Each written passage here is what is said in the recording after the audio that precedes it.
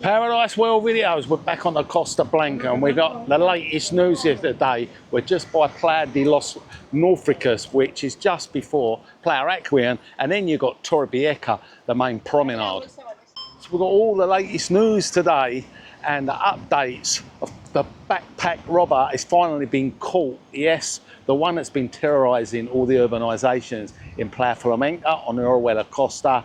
And of course it's hotting up. As you can see, temperatures are rising. We're already on our second heat wave. It's not even July. And I think because of the temperatures, all the coast guards and lifeguards here on the beaches are all come out early.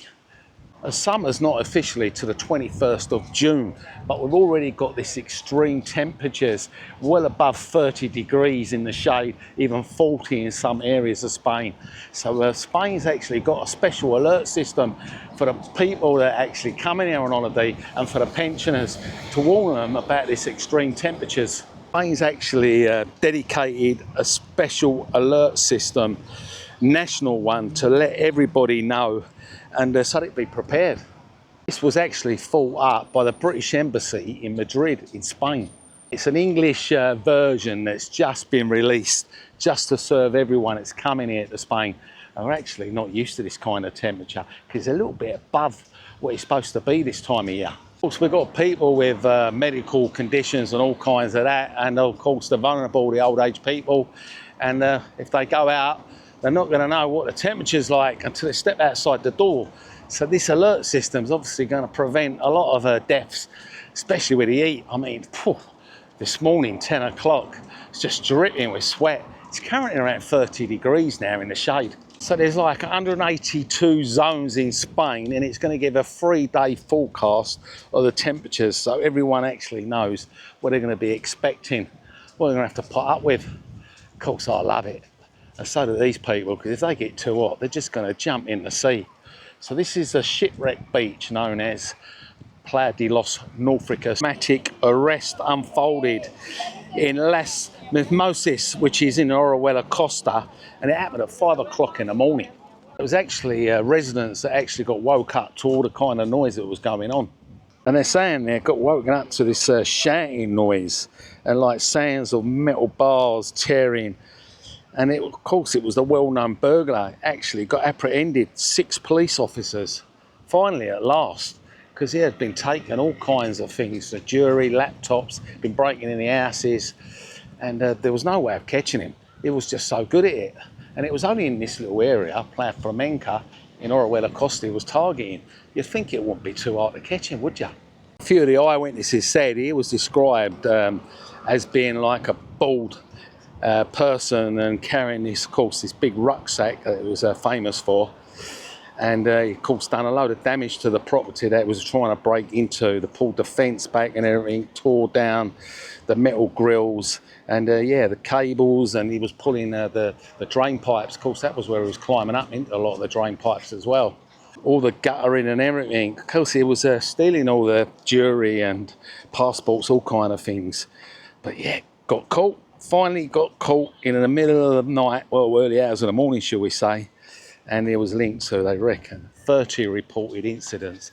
They were reported ones, but there were like hundreds. As you know, a lot of people just don't bother reporting it.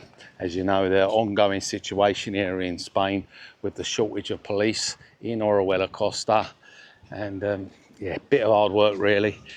But, well, they got him, and they were giving the police a lot of abuse as well, saying they didn't care and didn't want to do anything about it because people were saying reports that they've been tempted to be breaking into, and they've shown pictures of what this backpack person done and showed pictures, and the police said, well, he hasn't stolen anything, it was only attempted. This is what the woman was saying, what the police said. When you actually got something that's being robbed, you come and report it. But at the moment, he ain't committing an offence, which by Spanish law he had. And I think that's what stirred it all up. The Facebook group got together, got more witnesses, more statements. And finally, the police acted. And finally, they caught him 5 years later. It was also known for like using fishing rods to like poke through the windows of these properties and looking out the stuff that he was actually robbing, and of course the keys to get into the place. The resident who's actually chose to be anonymous, that actually shared a load of information to the police pretty recently, up to 2 or 3 days ago, and I think give names as well. Surprisingly enough, it didn't take long before they actually caught him. They are saying the police are yet to actually make an official announcement, but he has been terrorising this expat community literally for 5 years, and everyone actually got so many good pictures of him and so much information, and yet it took them so long. They're saying the reason, because of all the pressure put on, the police actually went out their way and actually done something about it, because of all the tensions in the community. As you know, it's all kicking off in Costa with a refuge and the council and the state of the roads and everything. And I don't think that council is going to be in much longer when the next elections come along. But of course the pressure was put on, and finally got the results they wanted. But I tell you what, can't see many looky here. As you know, they're mainly up on the promenade of Torrevieja. And this is a lovely beach. Look at it, how shallow the water is here, how calm, how nice it is for children. And then if you do want something to eat or bite to eat, look at that, you've got a choice of all them restaurants all the way around. And it's also, you've got the International Marina just there as well, with more bars and restaurants. So yeah, this is my favourite beach. But yeah, looky, could be in a bit of trouble. They might run out of stock, because there's been a big raid in Alicante, in Elche. The police have raided the main warehouse where the looky get all their stuff from. And this is what they're saying is the big network where they've been getting all their, of course, the fraudulent fakes, counterfeit goods. And yeah, big bust. And now there could be a bit of shortage for the looky. I wonder if the prices are going to go up. Might be more than 25 euros for the latest pair of trainers. Might be up to 50 if there's a shortage. And as everyone knows, the distribution of these kind of, fakes, goods all over the Costa Blanca are very popular for the tourists and everyone else. And this was the main hub for the clothing, the handbags, the shoes and everything. Along the promenades in Torrevieja, Santa Pola, Costa, and even all the way up to Benetton. 25,000 fraudulent counterfeit goods they actually got from this warehouse. They reckon like with a street value of 780,000 euros. And they've got 5 people have been arrested. 3 men are of Chinese nationality. And then you've got the European man and a Moroccan citizen. And they're saying they've all been charged for this crime of counterfeit goods belonging to a big criminal group. Intellectual property that's been brought before the courts now in Elche. And at the moment, they've been released on bail. No doubt they're going to disappear. Once all the sentences are finished, they're all going to be like destroyed, burnt. So yeah, let's see what happens now with all these counterfeits. If they've seized so many and got the main hub, where there's going to be many looky about. But we've got other bits of news, and as you know, not long ago, up the AP7 Pilarada, the lorry went through the tunnel, and of course, you know, the tunnel had just been all done with new lighting and everything. Unfortunately for the lorry driver, he had a burst tyre, and instantly caught a light. The lorry caught a light, and didn't have a chance to escape. Basically got burnt to death. The whole tunnel was absolutely destroyed.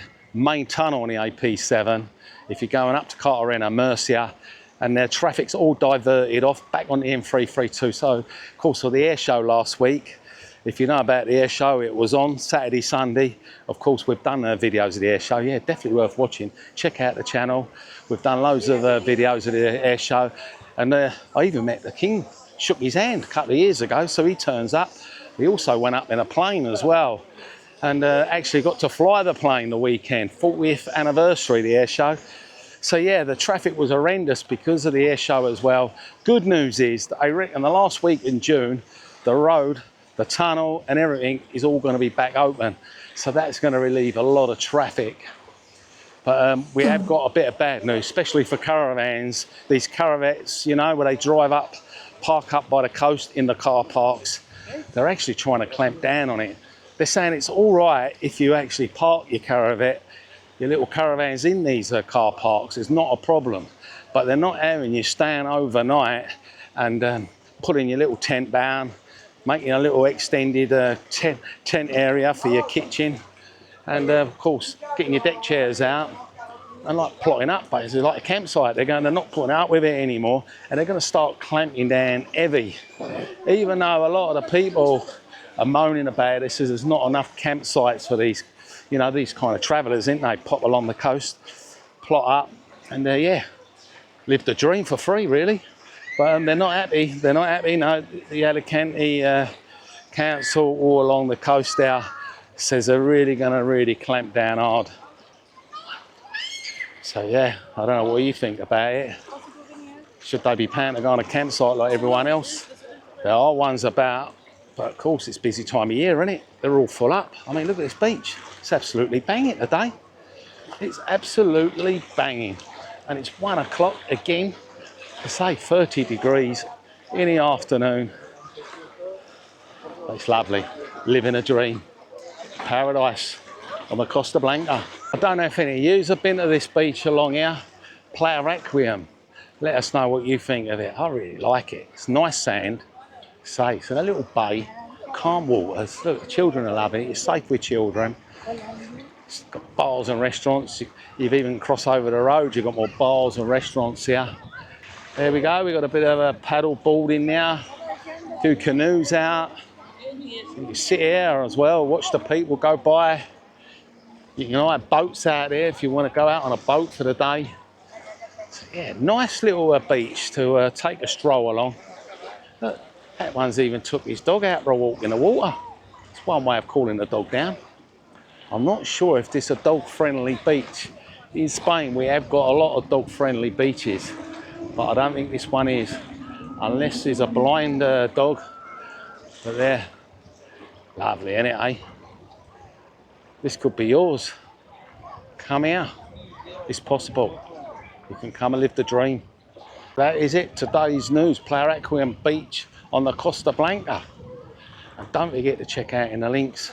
It's about time someone bought me a coffee. Also, thank you for the new channel member, Lynn, that joined the other day as well.